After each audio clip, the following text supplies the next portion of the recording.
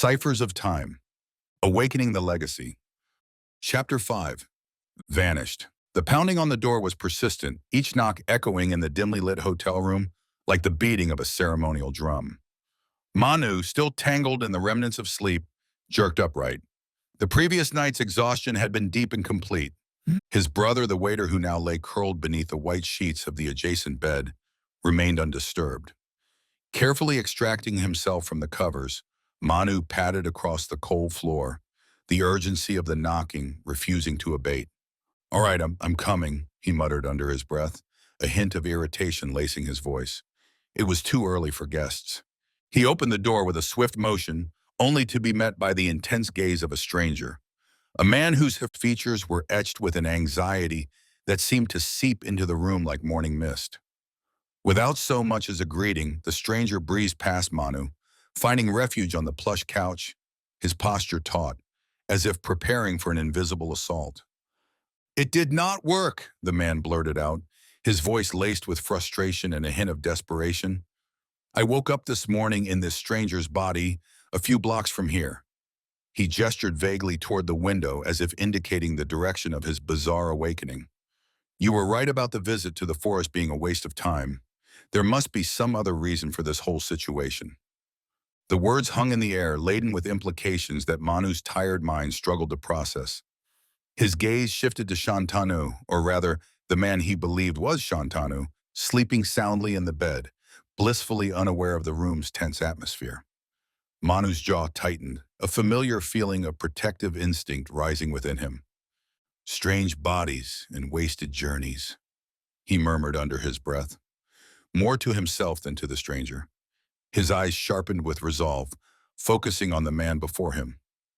"So now you are Shantanu," Manu stated, though it was phrased as a question, an attempt to anchor the whirlwind of changes as something concrete.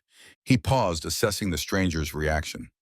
"And if I wake up the waiter, he is no longer my brother?" Manu asked, each word infused with a mixture of skepticism and a glimmer of hope for clarity amidst the chaos. The stranger's affirmation fell upon the room like a cold shroud, and Manu felt himself nodding as if in acceptance of a grim reality. Manu turned, his feet carrying him across the carpeted floor towards the bed where the waiter lay, his brother, or so he had thought until moments ago. The morning light filtered through the diaphanous curtains, casting a pale glow on the sleeper's face. Manu hesitated for a split second before reaching out to gently shake the man's shoulder. "Time to wake up," he said softly, steeling himself for whatever might come next. The familiar face of the waiter, creased with sleep, stirred beneath his touch. The waiter's eyelids fluttered open, confusion etching his features as he bolted upright in the unfamiliar bed. His gaze swung wildly between Manu and the stranger seated on the couch, whose face was an unreadable mask of urgency. What is happening?" The waiter's voice cracked, thick with sleep and burgeoning panic. "Why am I here? Did you drug me?" Accusation laced his tone, eyes narrowing as he wrapped the sheet tightly around himself, a makeshift shield against this inexplicable scenario. "Easy, easy," the stranger, now known as Shantanu, implored with a soothing cadence. "We did no such thing. It's hard to explain. Please try to stay calm." "Stay calm," the waiter's voice crescendoed into a yell. "I go to sleep in staff quarters and wake up in a guest's bed with strangers telling me to stay calm?" Manu stepped forward. "Please listen to us," he began, extending a soothing hand towards the nervous man. But before his fingers could bridge the distance, something inexplicable occurred. Manu's form flickered like a faulty light bulb, then vanished entirely, leaving behind only the echo of his words hanging in the air. A stunned silence fell over the room, punctured only by the waiter's harsh breaths. The bed covers rustled like leaves in a storm as he recoiled. Where did he go? He looked to Shantanu, eyes wide, a dawning horror replacing his initial anger. Shantanu stood, his movements deliberate, as if trying to maintain a veneer of control over the situation.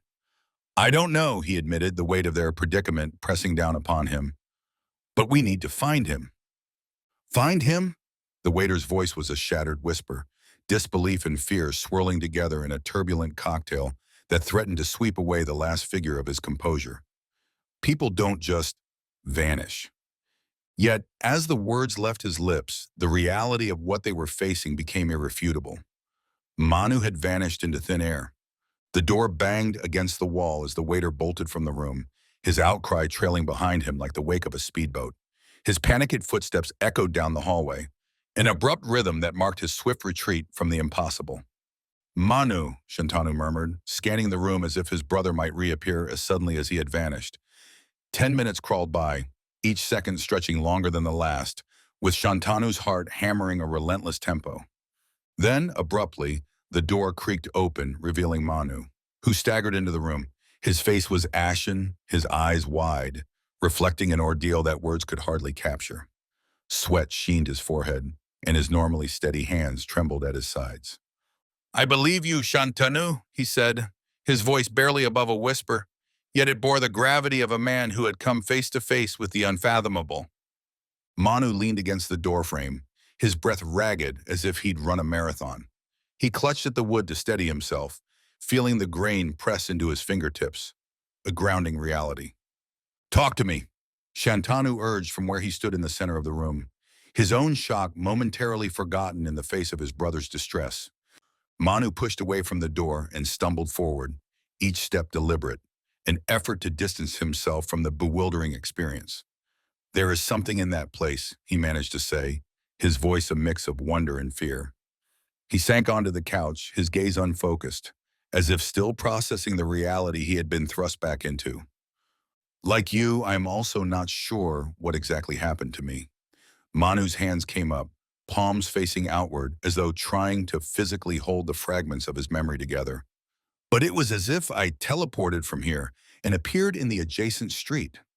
Shantanu knelt before him, his eyes searching Manu's face for some clue, some understanding that might make sense of the madness. "You just vanished, Manu. Right before my eyes," he said, the words heavy with incredulity.